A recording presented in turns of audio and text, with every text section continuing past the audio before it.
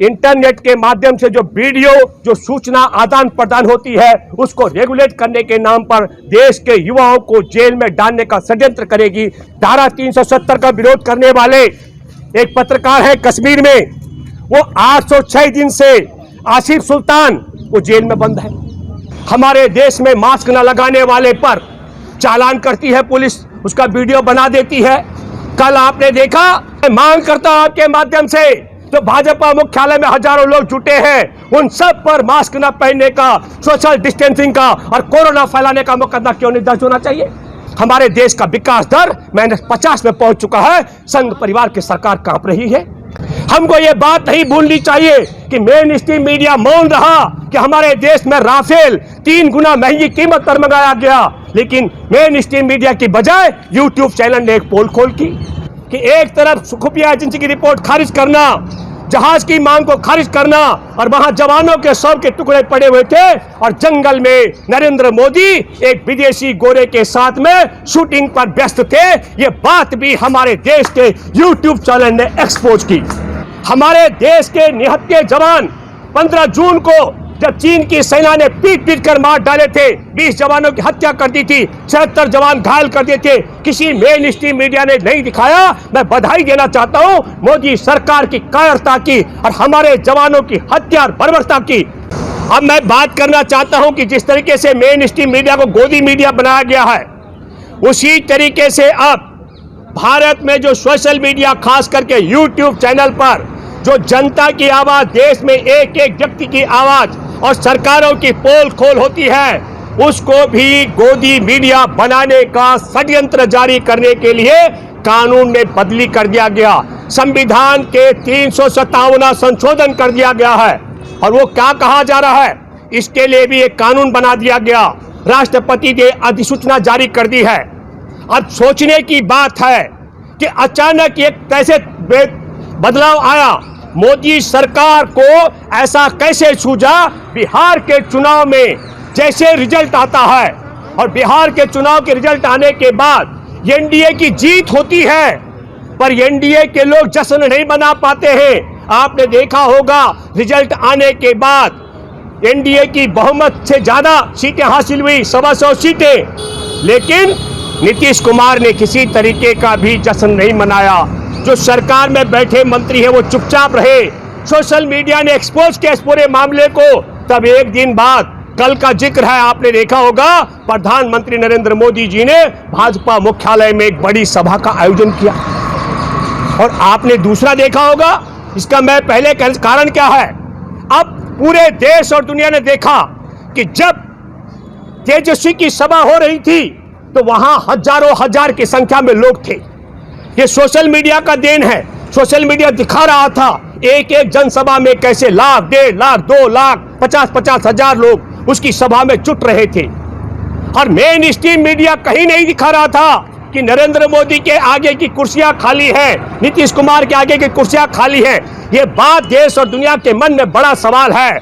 जिस नरेंद्र मोदी को और जिस नीतीश कुमार को बिहार की जनता सुनने नहीं आई, उसके बक्सों में वोट कैसे निकला, ये बड़ा सवाल है। मैं इसलिए कहना चाहता हूं, मैं बधाई देना चाहता हूं कि YouTube चैनल के माध्यम से देश और दुनिया में ये पोल खोल हुई। हमारे देश के निहत्थे जवान 15 जून को जब चीन की सेना ने पीट पीट कर मार डाले थे, 20 जवानों की हत्या कर दी थी, 76 जवान घायल कर दिए थे, किसी मेन स्ट्रीम मीडिया ने नहीं दिखाया। मैं बधाई देना चाहता हूं मोदी सरकार की कायरता की और हमारे जवानों की हत्या और बर्बरता की। एक्सपोज को, रिपोर्ट को खुलासा करने का काम भी यूट्यूब ने किया। 14 फरवरी 2019 को पुलवामा में जब हमारे 40 जवानों की हत्या हुई, हत्या मैं इसलिए कहूंगा कि खुफिया एजेंसी की रिपोर्ट थी मोदी सरकार के पास कि आतंकी हमला होगा और आरडीएक्स से हमला होगा। मोदी सरकार ने वो रिपोर्ट खारिज कर दी थी।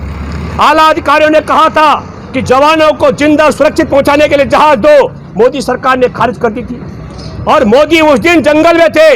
मैं बधाई देना चाहता हूं कि एक तरफ खुफिया एजेंसी की रिपोर्ट खारिज करना, जहाज की मांग को खारिज करना, और वहां जवानों के शव के टुकड़े पड़े हुए थे, और जंगल में नरेंद्र मोदी एक विदेशी गोरे के साथ में शूटिंग पर व्यस्त थे। ये बात भी हमारे देश के यूट्यूब चैनल ने एक्सपोज की। अब आप समझ लीजिएगा, हमारे देश में आप सब लोगों ने देखा कि फिल्म इंडस्ट्री के नायक ये कलाकार सुशांत सिंह राजपूत ने आत्महत्या की। 3 महीने से ज्यादा समय तक उसकी आत्महत्या को हत्या और 15 करोड़ रुपए का गबन का षड्यंत्र मेन स्ट्रीम गोदी मीडिया बताता रहा, लेकिन समय समय पर पोल खोल करता रहा यूट्यूब चैनल के माध्यम से, सोशल मीडिया पर, कि नहीं, सुशांत सिंह राजपूत ने आत्महत्या की। वो चरस और गांजा का आदी था। चरस और गांजे के आदी के अलावा वो मानसिक तौर पर भी परेशान था, उसने आत्महत्या की। और इस आत्महत्या की पोल खोल मुंबई की पुलिस ने 24 घंटे में करवा दी और हमारे एम्स में बैठे डॉक्टरों को 43 दिन लगे। और किस दिन पोल खोल की?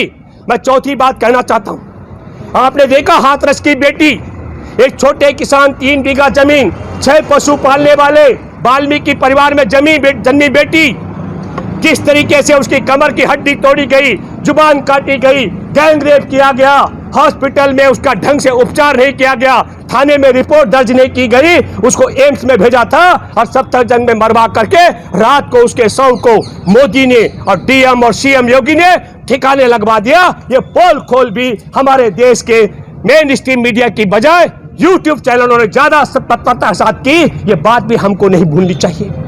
हमको ये बात नहीं भूलनी चाहिए कि मेन स्ट्रीम मीडिया मौन रहा कि हमारे देश में राफेल 3 गुना महंगी कीमत पर मंगाया गया, लेकिन मेन स्ट्रीम मीडिया की बजाय यूट्यूब चैनल ने एक पोल खोल की। सीबीआई के निदेशक आलोक वर्मा को, देर रात को वो सीबीआई के निदेशक थे और वो राफेल घोटाले की एफआईआर दर्ज करते, उससे पहले 12 बजे रात को उन्हें हटाया गया। मेन स्ट्रीम मीडिया मौन रहा, गोदी मीडिया, लेकिन यूट्यूब चैनलों ने इस बात को एक्सपोज किया। इसके लिए मोदी सरकार डर रही है। हमारे देश का विकास दर संगठित क्षेत्र का -24 और असंगठित क्षेत्र का जोड़ दें तो -50 पहुंच चुका है। मेन स्ट्रीम मीडिया इस पर मौन है, लेकिन यूट्यूब चैनल ने एक्सपोज किया कि हमारे देश का विकास दर -50 में पहुंच चुका है। संघ परिवार की सरकार कांप रही है।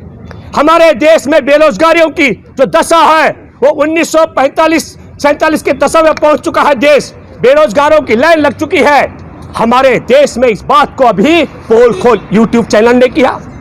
जिस दिन 569 मामले थे देश के अंदर कोरोना के, तब देश में ताला बंद करके 14 करोड़ लोगों की रोजी रोटी छीनकर, रेल और बस सेवा बंद करके, पैदल चलते चलते जो भूख से मर रहे थे, जो रेल से कट के मरे, जो चलते चलते गाड़ियों से रौंद के मरे, जिन महिलाओं ने चलते चलते खुले आसमान में के नीचे बच्चे जने, इस बात को मेन स्ट्रीम मीडिया ने कहीं नहीं दिखाया। मजदूरों के पैरों पर बस टपक रहा था, खून निकल रहा था, खान निकल गई थी और वो भूखे प्यासे चलते चलते मर रहे थे। इस बात को भी यूट्यूब चैनल ने एक्सपोज किया। हमारे देश के अंदर रुपए की कीमत रसातल में चली गई। प्रधानमंत्री झूठ पर झूठ बोलता है मोदी, ये बात भी यूट्यूब चैनल ने एक्सपोज की। हमारे देश से नेपाल को तेल जाता है, पेट्रोल डीजल, और भारत की अपेक्षा वहां 20 रुपए लीटर सस्ता बिकता है, यहाँ 20 रुपए महंगा मिलता है। 23 रुपए का लीटर का तेल 80 रुपए से महंगा बेचा जा रहा है। ये बात भी मेन स्ट्रीम मीडिया नहीं बताता, यूट्यूब चैनल बताते हैं। हमारे देश के अंदर किसानों के लिए जो कानून था न्यूनतम समर्थन मूल्य, मैं बधाई देना चाहता हूं, केरल की सरकार ने सब्जियों में भी शामिल कर दिया है। और न्यूनतम समर्थन मूल्य को खत्म करने के लिए और देश भर की मंडियों की जमीन को छीनने के लिए और हमारे देश में जमाखोरी करा करके किसानों को लूटने और देश के उपभोक्ताओं को लूटने के लिए जो काले कानून लाया है मोदी सरकार, इनकी ज्यादा पोल खोल मेन स्ट्रीम मीडिया ने नहीं, हमारे यूट्यूब चैनलों के माध्यम से की गई है। तो मैं ये भी कहना चाहता हूं कि हमारे देश के 137 करोड़ की आबादी में सबसे ज्यादा अगर घर घर तक एक एक व्यक्ति की आवाज और एक एक व्यक्ति की आवाज देश तक पहुंचाने का काम मेन स्ट्रीम मीडिया नहीं कर रहा है। कौन कर रहा है?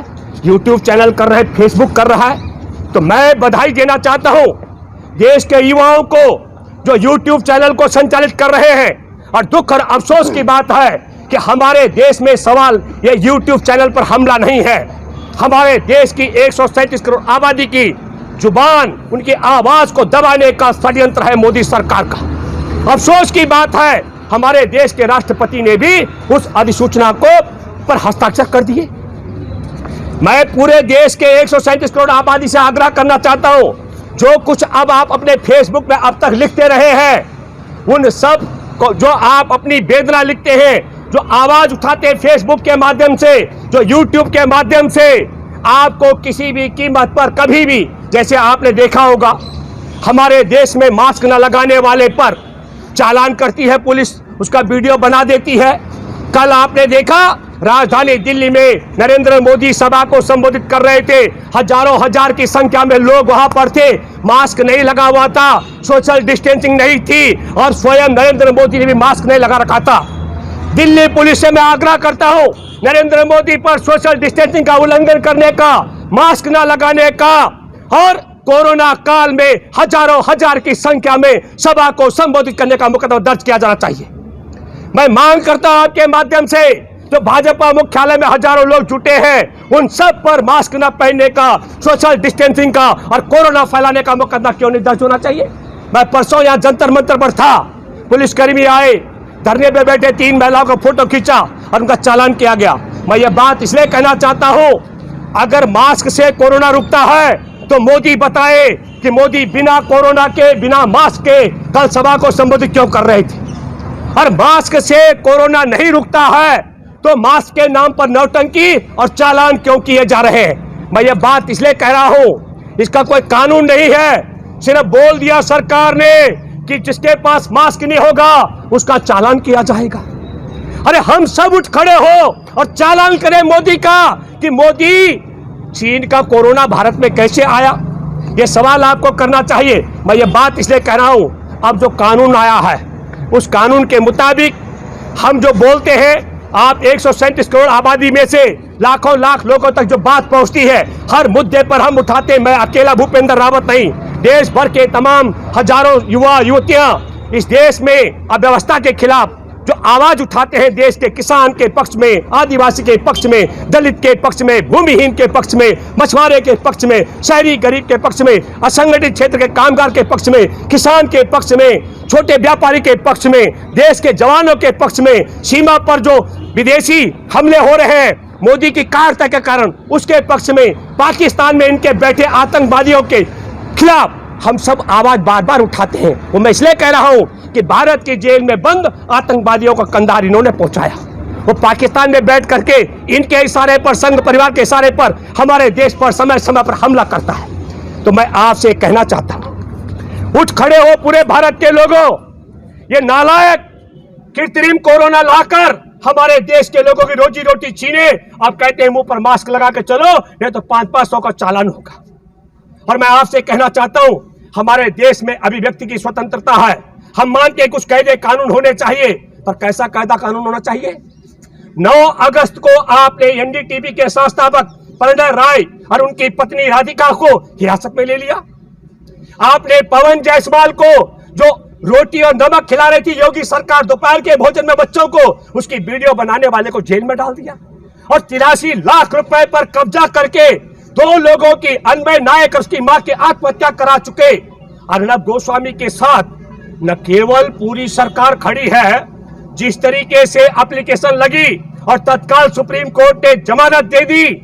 दुष्यंत है जो बार एसोसिएशन के अध्यक्ष दुष्यंत दुबे, उन्होंने भी कहा हमको तो लगता है कि देश के मीडिया को भी मोदी चला रहे हैं, देश की अदालतों को भी मोदी चला रहे हैं और देश की पूरी व्यवस्था को भी मोदी चला रहे हैं और पड़ोसी देशों के आतंकवादियों को मोदी चला रहे हैं और अब देश के सोशल मीडिया को भी मोदी चलाना चाहते हैं। ये बात हमको मंजूर नहीं है। मैं आप सब लोगों से आग्रह करता हूं कि उठ खड़े हो और मैं भूपेंद्र रावत आपसे अपील करता हूं कि मोदी, ये संघ परिवार के जुल्म, ये छोटी बात है। हमारे पुरानों ने तो अंग्रेजों को उखाड़ फेंका, इसलिए इस संघ परिवार की व्यवस्था को उखाड़ फेंकने के लिए और हमारे देश में जन जन की आवाज को जिंदा और बुलंद रखने के लिए सोशल मीडिया पर अंकुश लगाने का जो षड्यंत्र मोदी सरकार कर रही है, इसके खिलाफ हम सबको एकजुट होना पड़ेगा। मैं आपसे अपील करने के लिए आज आया हूं। जहां तक मेरी बातें पहुंचे, हमने एक पेज शुरू किया वॉइस ऑफ इंडियन पीपल्स, वो इसलिए किया ताकि आसानी से संवाद हो सके,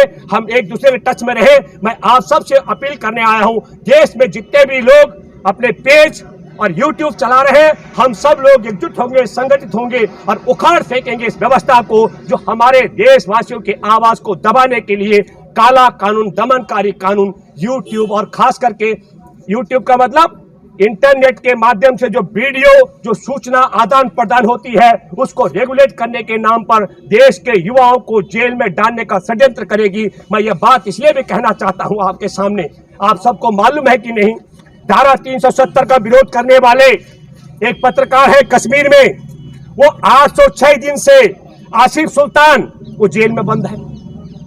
और बिहार में धारा 370 का समस्त विरोध करने वाला जनता दल यू जो 6 अगस्त को संसद के अंदर 2019 में धारा 370 को हटाने का विरोध किया, उसके नेता को मुख्यमंत्री बनाया जा रहा है।